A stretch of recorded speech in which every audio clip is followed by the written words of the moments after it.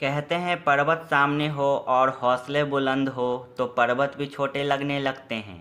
उसी तरह हमारे सोच हमारे रगों में एक सच्चे क्रांतिकारी की तरह दिल में हमेशा अपने देश की भलाई और स्वतंत्रता के लिए जोश भरा रहता है।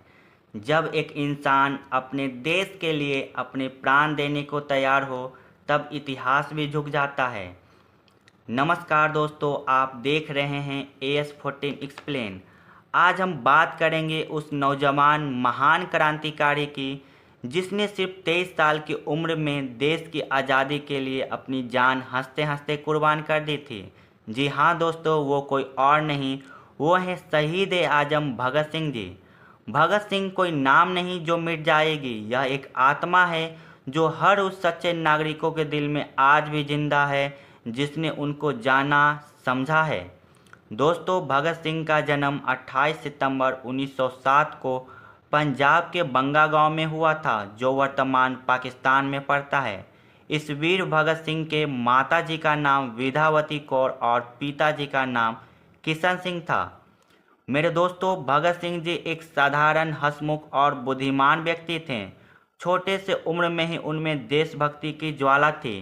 किताबों के प्रति उनका प्रेम, इतिहास और स्वतंत्रता संग्राम की घटनाओं में रुचि और कमजोरों की मदद करने की भावना, यही उनके बचपन की पहचान थी।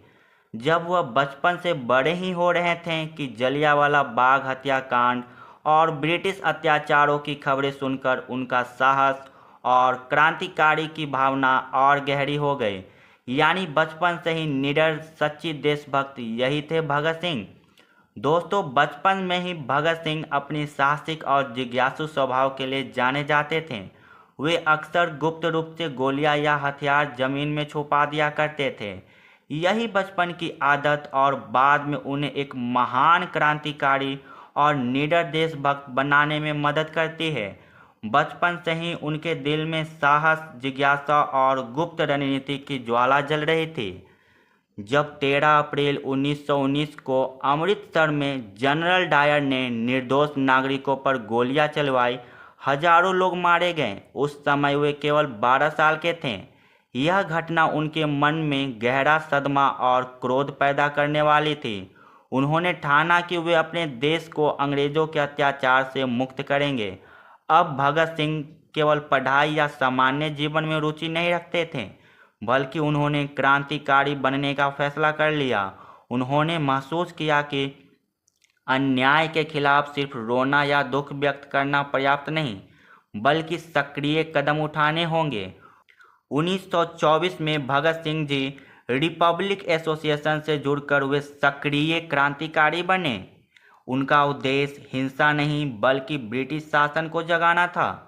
1928 में लाला लाजपत राय पर हुई लाठीचार्ज का बदला लेने के लिए स्कॉट को निशाना बनाया, लेकिन गलती से पुलिस अफसर सॉन्डर्स मारा गया। 1928 में ही भगत सिंह और उनके मित्र बटुकेश्वर दत्त ने असेंबली में बम फेंका, परंतु यह सिर्फ आवाज़ उठाने का प्रतीक था। वे वहीं से गिरफ्तार हुए और कहा, हम बम फेंककर अंग्रेज सरकार को बहरे कान खोलने पर मजबूर करना चाहते थे। किसी को मारना हमारा उद्देश्य नहीं था। दोस्तों, वे केवल हथियारों के क्रांतिकारी नहीं थे, बल्कि समाजवादी विचारक भी थे। उनका विश्वास कलम और विचार की ताकत किसी बम से बड़ी थी। वे धर्म और जात पात से ऊपर उठकर एक समान समाज का सपना देखते थे। दोस्तों, उनका नारा इनकलाब जिंदाबाद यह सिर्फ स्वतंत्रता की लड़ाई का नारा नहीं, बल्कि अन्याय के विरुद्ध आवाज़ उठाने का प्रतीक भी था। 23 मार्च 1931 को 23 वर्ष की आयु में लाहौर जेल में उन्हें फांसी दे दी गई, लेकिन अंतिम समय में भी उनके चेहरे पर मुस्कान थी और ओठों पर बस एक नारा था, इनकलाब जिंदाबाद, इनकलाब जिंदाबाद। दोस्तों, भगत सिंह ने हमें सिखाया कि आज़ादी सिर्फ विदेशी शासन से मुक्ति नहीं, बल्कि विचारों की आज़ादी है। आज हम भले ही आज़ाद हैं, लेकिन जब तक हमारे समाज में अन्याय, असमानता और भ्रष्टाचार खत्म नहीं होगा, तब तक उनकी क्रांति अधूरी है। हम मिलकर प्रतिज्ञा लें कि हम भगत सिंह के सपनों का भारत बनाएं। हर नागरिक को समानता, न्याय और स्वतंत्रता मिले।